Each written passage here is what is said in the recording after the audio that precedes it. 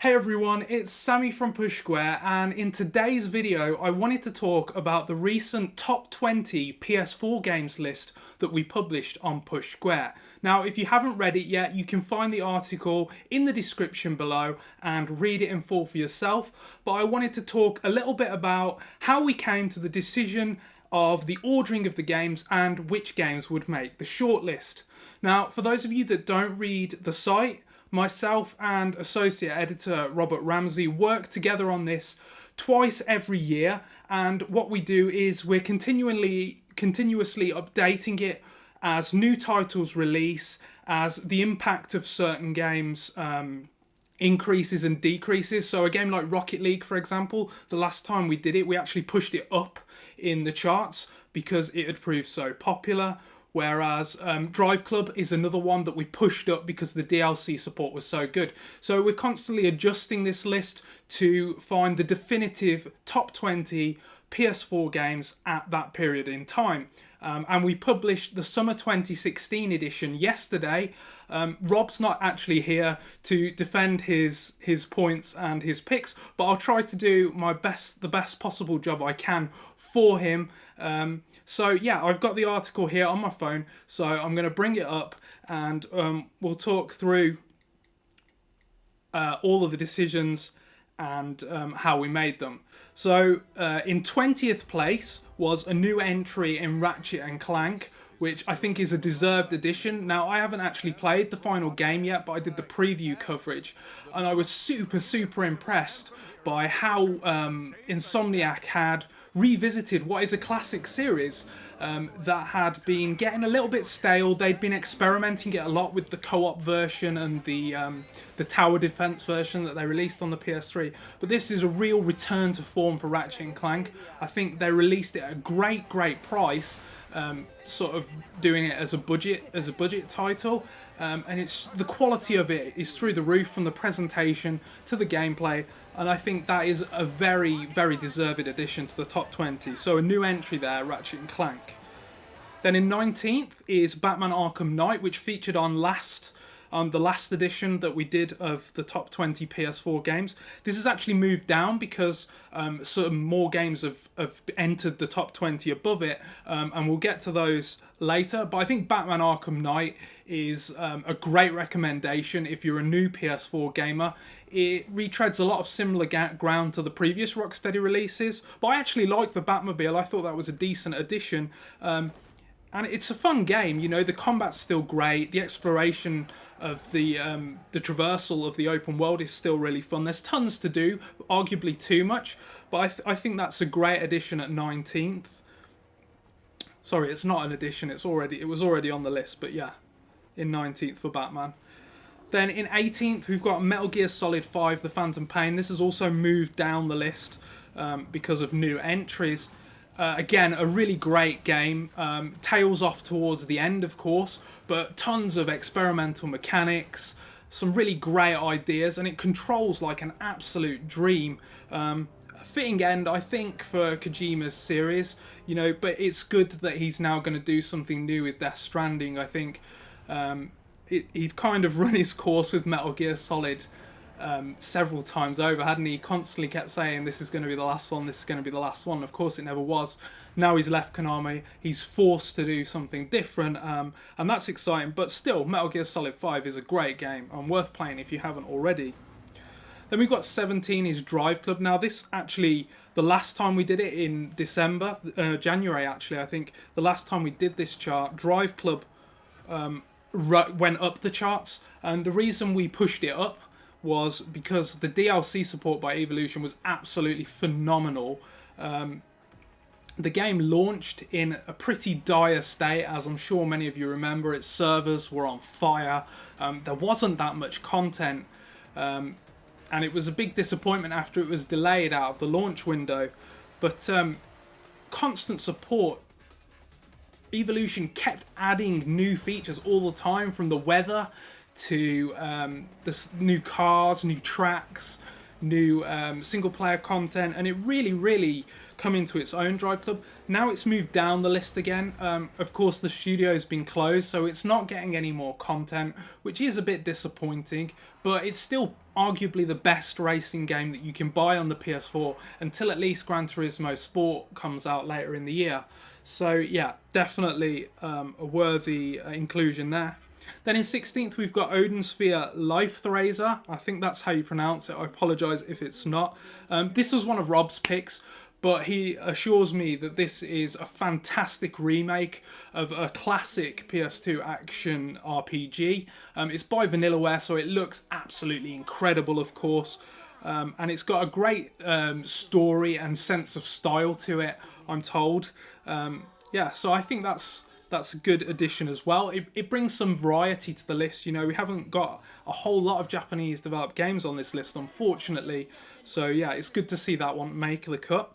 Then in 15th, we've got The Witness. This was, of course, Jonathan Blow's long in development PS4 game, puzzle game. This one I really liked. It came out earlier in the year, and it is super imaginative. The core mechanic is that you're basically drawing lines on these little panels that are spread across an entire open world island. But the things that it does with that is amazing. Some of the puzzles involve you observing the way shadows are cast. Other times you need to look at how the light reflects off certain surfaces. It's really clever. It's really interesting. It's a fascinating game, and I'm not surprised it took so long to make. I haven't finished this one yet. I'm not smart enough yet, but a couple of people on the Push Square team have got the platinum for that one, which is super impressive. Yeah, great game. Well worth checking out if you haven't already. Then in 14th, we've got Destiny the Taken King. This was another one that's moved down due to the addition of new releases. This really... Many people were disappointed with the stock Destiny experience. This added a ton of necessary content to it. And Destiny was already a great shooter, so you just needed more things to do in it. And the Taken King delivered that, and then some. So a great addition, I think. We've got Fallout 4 in 13th. Again, this has moved down due to the addition of new games. Fallout 4 disappointed a lot of people, I think. I think after The Witcher 3, it felt quite old. Your decisions didn't seem to have much of an impact on the world itself. Bethesda seemed to put a lot of emphasis on the settlement building rather than perhaps building some great quests. But despite all of that, despite the fact that there aren't a great deal of memorable characters in it, I played this last year and I couldn't stop playing it. And I think there's something to be said for that. I got really addicted to it. Just completing quests. I did everything in that game that you could do. And I think Fallout 4, it has to be on the list, even though it perhaps didn't reach its full potential. It's still a damn great game. So yeah, 13th for Fallout 4. Then we've got a new entry in 12th with Overwatch. Obviously, Blizzard's new first-person shooter, which has caused an absolute storm across the entirety of the web, really. Everyone seems to be playing it. There's not a whole lot of content in it, which is why we didn't push it higher. Now, Blizzard has said that they're going to update it constantly, and I'm sure they will. They have a great history of doing that. So we'll probably be pushing this one up over time. But for what's there now, super compelling, super replayable. The heroes are all interesting and each have different abilities. So there's lots to experiment with. And it's just a ton of fun. It's quite an easygoing game, I find. Like, I don't really mind that much whether I win or lose. I just enjoy having fun and experimenting and playing with friends, which I think is what Overwatch is all about. Of course, there is a competitive scene as well, but, you know, it's great for people that want to play competitively. It's great for people who just want to play casually. So, yeah, definitely a good addition to the list there. In 11th, we've got Final Fantasy XIV Online, A Realm Reborn. Again, this is another one of Ramsey's picks. I'm informed it's a fantastic MMO. Unfortunately, I haven't played this one, so I don't know a tremendous deal about it. I know that Square Enix took it back to the drawing board after the original PC release and basically rebooted the whole project. But now it's very popular, tons of players, lots of people swear by it.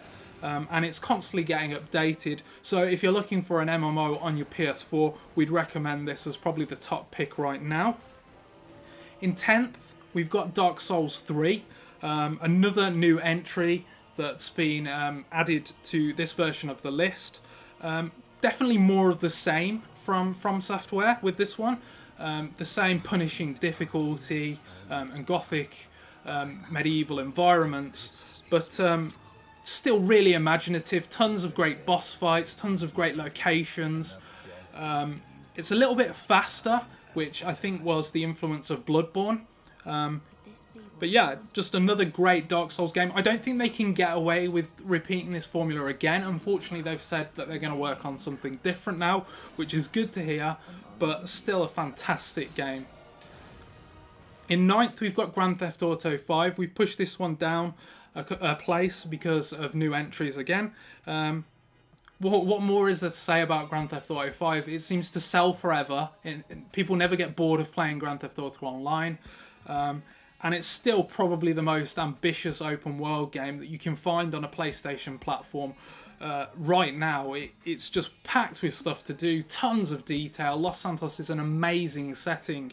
So yeah, that's definitely got to be in the top 10, hasn't it? Even though it's a remaster, but it was an amazing remaster. You know, Rockstar really did a lot of work adding first-person mode and such. So yeah, a great game there, Grand Theft Auto 5. In 8th, we've got Rocket League. The fan favourite, the one I was shouting about in 2014. Screw your hashtag Colin was right meme. I said Rocket League was going to be amazing years and years ago. Go and find the articles. No, but seriously, when I'm not blowing my own horn about this game, you know, it is fantastic. Much like Overwatch, it's one of those games that's fun even when you're losing. Tons of people on the Push Square community still get together to play this weekly or even daily. And Psyonix has been great at updating it with new content, many of which have been free, paid DLC cars, and so on and so forth. And I can't see Rocket League ever leaving this list, to be honest. It's just such a fun and well-done multiplayer game from such a simple concept. In 7th, we've got Diablo 3 Reaper of Souls, the Ultimate Evil Edition, another remaster, but another Blizzard game. They are the masters of taking simple concepts and just perfecting them and polishing them. And yeah, Diablo 3 is another game that launched originally on the PC in a bit of a rough state, didn't it? People weren't happy with all the marketplace stuff. But Blizzard really responded to fan feedback. They've updated the game. And this is just a fantastic couch co-op experience or just comfort food gaming. It's another one of Ramsey's picks, so I can't really elaborate too much on it. But yeah, it's no surprise to see that in 7th place. In 6th, we've got Resogun, the absolute pick of the bunch when it comes to the PS4's launch lineup. What an amazing game Resogun was. We've moved it down because we've got a new entry in 5th. But this is just arcade shooting perfection, in my opinion. It controls so smoothly. It looks fantastic. And yeah, it's deserving of its place in 6th for me. So in 5th, we've got Uncharted 4: A Thief's End. So a new entry here. I personally think it's the best Uncharted game. It looks incredible. The story is the most engaging of all the entries for me. I love the way they marry the historical storyline with the present day stuff that's going on with Drake. I think it finishes perfectly. There's some great set pieces, and the combat is the most fun that the series has seen. So yeah, 5th for Uncharted 4: A Thief's End. 4th, we've got a non-mover. So all of the top 4 haven't changed. And in 4th, we've got Bloodborne. It's above Dark Souls 3 because it's more unique, I think. Personally, I prefer the Victorian setting. Just some of the most memorable boss fights, the most engaging combat that I've ever seen. I think there's a strong argument that Bloodborne is one of the greatest games ever made for me. So yeah, I lost the argument to get it up higher in the list because Ramsey thinks that The Witcher 3 Wild Hunt should be in 3rd place, and it's hard to argue with him. The DLC, both expansion packs, we've given 10 out of 10 on Push Square. And we give the core game 10 out of 10 as well. So you can't really argue with that. I'm not a huge fan of the combat in The Witcher 3, but I love the style of it. I love the way characters look, the way they're dressed. There are so many unique quests in this game, and it's filled with personality and love. And to go back to an earlier point with Fallout 4, while that game felt quite old in some ways, quite last gen, its quests and its characters and its writing, The Witcher 3 really takes things to the next level, and that is the bar now that RPGs need to be for me. Then in second, we've got The Last of Us Remastered. So yes, it's a remaster, yes, it's a PS3 game, but it's an amazing remaster, and it's above Uncharted 4 for me because A, it's more unique, but B, you know, it's an original property, whereas Uncharted is the fourth entry in an established franchise. But B, I think The Last of Us Remastered marries its gameplay to its fiction much better than Uncharted does. You believe when Joel is brutally murdering people, that is what the character would do. And while I don't want to spoil it, the ramp up to the ending is perfection. And also in Naughty Dog games, you like to explore a lot, but they find a purpose for that in The Last of Us, in that you're scavenging for resources, which of course you would do in a post-apocalyptic world. So it's just a phenomenal game, and the story is top tier there. The writing is amazing. Naughty Dog are on a different level, but number one, the most controversial pick, we've still got Journey at number one. This, for me, a lot of people are quite reductive about this game. They say it's just, you know, walking in a straight line for a couple of hours. And yeah, it is, but the way that it uses online to forge relationships with complete strangers is incredible. The presentation is unbelievable, and it truly stirs emotions like no other game for me. It's a phenomenal experience. And while it may be a PS3 game, yes, it's a remaster, it's up there with the greatest of all time for me. It does things that I didn't think were even possible in games. And I remember writing the review for Journey immediately after I finished the game, because I knew I couldn't do it justice if I let myself ruminate on what had just happened. The sense of elation at the end of that game, the sense of freedom, is unbelievable, and they communicate that through so few controls and so few mechanics. It's a staggering achievement, and it deserves all the critical acclaim that it gets, in my opinion. But what do you think? Are you a fan of our top 20 list? Do you think those are the top 20 games on PS4? What do you feel is missing? I would have liked to see Until Dawn get on there, but I think it's a really strong lineup that we've got here. It's going to be interesting to see what gets on the top 20 when we next do it in January time. Anyway, thank you so much for watching. Please comment your thoughts on the list below, and we'll catch you next time. Thank you.